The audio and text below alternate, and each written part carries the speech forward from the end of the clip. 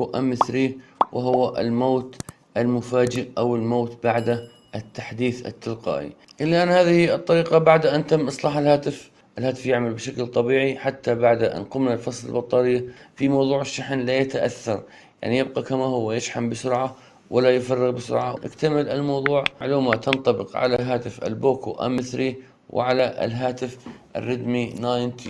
بسم الله، السلام عليكم ورحمة الله وبركاته. صباح الخير يا شباب، إن شاء الله دائما تكونوا بألف خير. خطأ آخر في هاتف البوكو M3، وهو الموت المفاجئ أو الموت بعد التحديث التلقائي. هذا الخطأ قمت أنا بشرحه يعني قبل فترة في القناة، وأيضا هنا سأعيد العملية حتى يعني تكون الأمور أوضح بإذن الله تعالى، وهذا الفيديو سيكون أوضح إن شاء الله تعالى. هنا سنقوم بفك الهاتف بشكل الطبيعي. طبعا هنا أنا مسرع الفيديو حتى يعني نختصر الوقت بإذن الله قدر الإمكان. الآن شباب، يعني موضوع موت البوكو أو يعني يجب عليك كفني أن تفحص الهاتف على الكمبيوتر. إذا دخل معك في وضع ال EDL من تلقاء نفسه، يعني هنا تكون المشكلة في دائرة الشحن. وقمت أنا بتفصيل فيديو سابق عن هذا الموضوع، والآن سأعيد الفيديو ولكن بشكل يعني أسرع وفيديو أقصر من الفيديو القديم.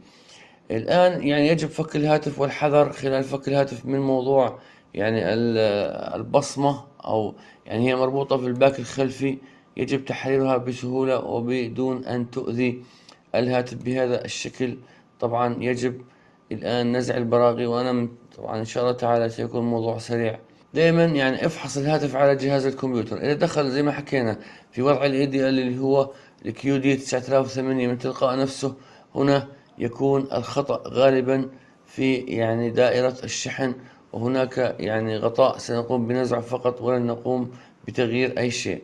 هذا طبعا الموضوع يعني صار معروف بالنسبة للفنيين، ولكن ربما هناك المتابعين يعني لا يعلمون بهذه المعلومة. إن شاء الله تعالى الجميع يستفيد منها بإذن الله تعالى. هنا نقوم بنزع الهاتف أو البورد من الهاتف حتى نرى يعني المنطقة التي نريد نزع الغطاء عنها حتى يعود الهاتف للعمل. وأنا يعني لدي هاتف يعمل منذ أكثر من 6 شهور، وقمت بعمل نفس الإجراء وما زال يعمل بإذن الله تعالى لغاية اليوم بدون أي مشاكل.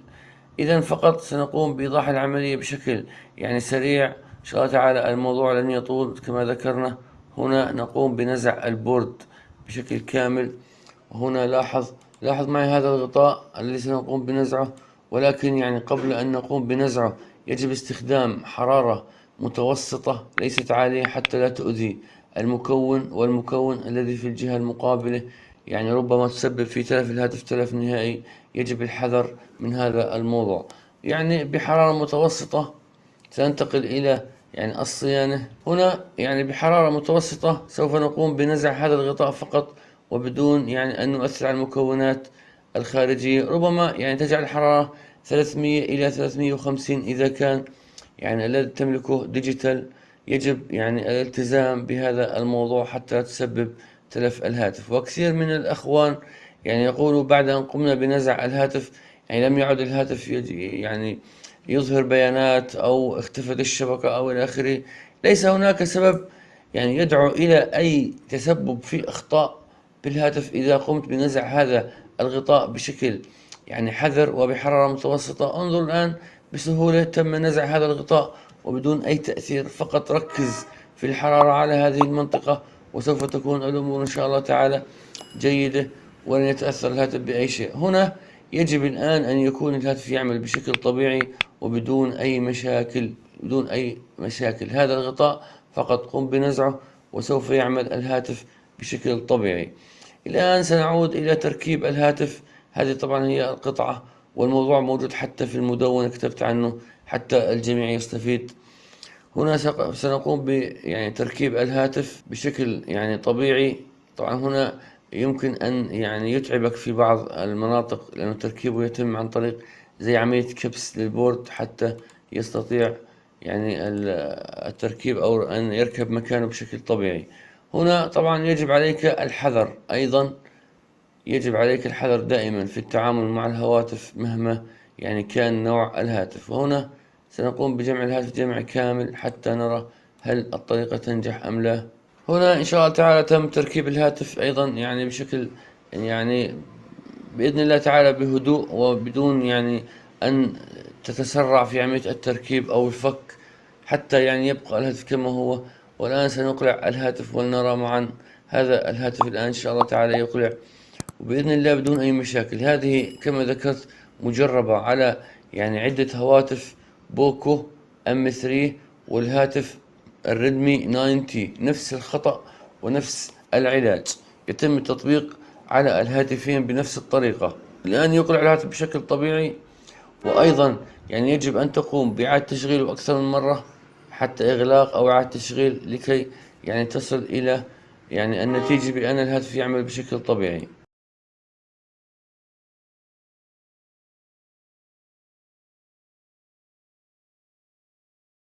هذا إن شاء الله تعالى الموضوع الآن قد اكتمل وهالهاتف قد اشتغل.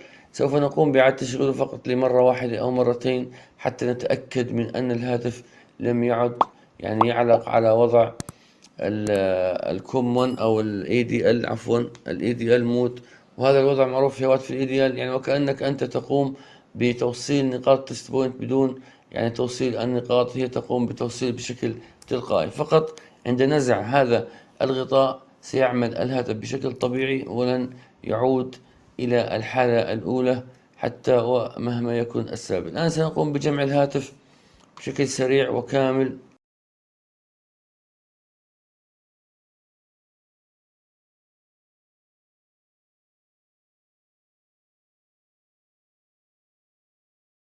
الآن هذه الطريقة بعد أن تم إصلاح الهاتف، وهذه طريقة الفك والتركيب وجمع الهاتف لمن يعني ما زال في المتابعة ويحتاج إلى طريقة الفك والتركيب. وهنا الهاتف يعمل بشكل طبيعي حتى بعد أن قمنا بفصل البطارية وإعادة تركيبها الهاتف يعمل بشكل طبيعي. وقلت بأني جربت هذه الطريقة على هاتف، يعني أنا الهاتف لدي أنا وأكثر من 6 شهور والهاتف يعمل بدون أي مشاكل، حتى في موضوع الشحن لا يتأثر، يعني يبقى كما هو، يشحن بسرعة ولا يفرغ بسرعة، ولا هذه العملية تؤثر على الهاتف بأي طريقة من الطرق أو بأي شكل من الأشكال.